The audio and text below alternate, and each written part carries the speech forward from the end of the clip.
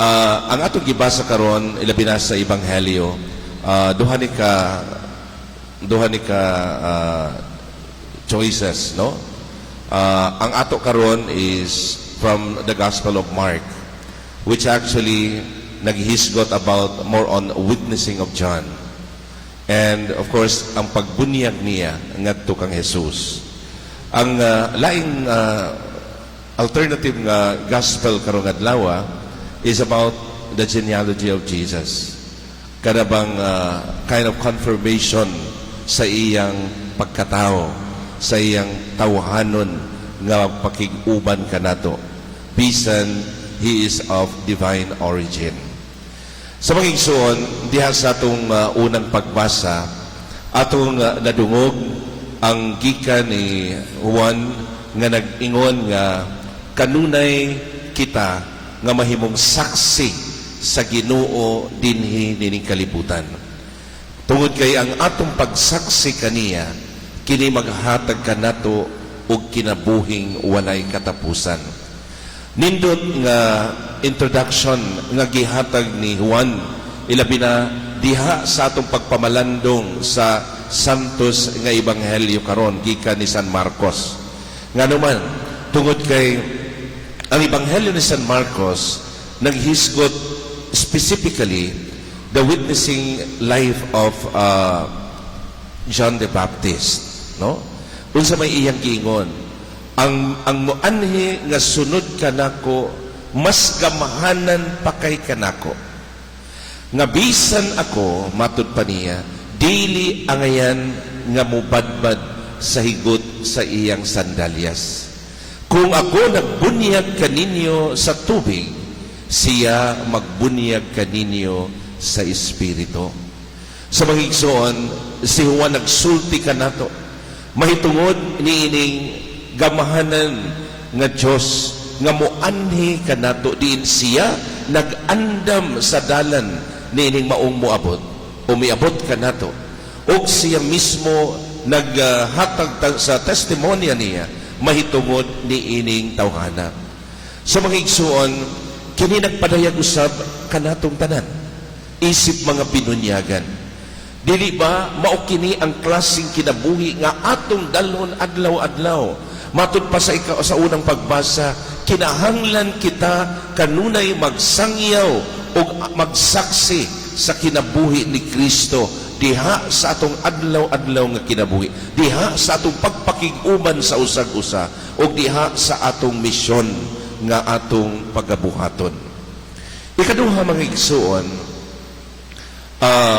gingon nga it is about the faithfulness in his mission, which is makita usab nato nga diha sa iyang pagkamatinud-anon sa iyang misyon, mismo si Kristo nagpadayag usab ni ini diha pinaagi sa bunyag nga iyang gidawat gikan ni Juan.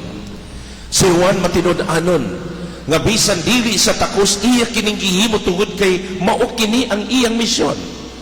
Nga bisan to dili siya ngayon nga mubunyag kang Jesus tungod sa iyang pagkatawanon. Apan iya kini gidawat tungod kay lagi mao kini ang kagustuhan sa Dios diha kaniya nga iya gayong iandam sa Jesus diha sa iyang umaabot nga misyon.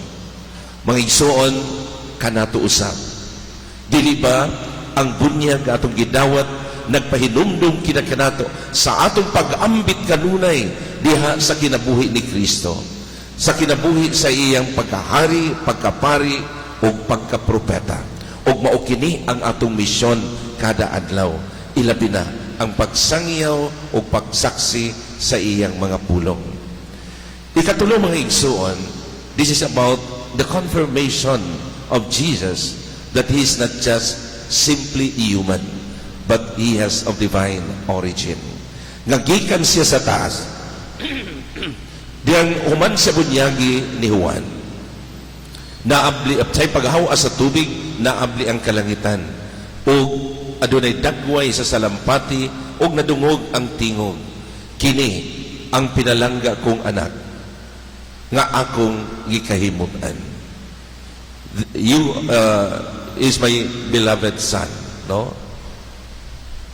Mga igsoon, simply the confirmation of Jesus that He is from above, that He came from above. Siguro, ato kinibasabtan diha sa atong kinabuhi. Ilabi na diha sa atong pagpakiguban kanunay kaniya. Nasayod kita sa daghan niyang mga tudlo nga ato mabasa sa Ebanghelyo.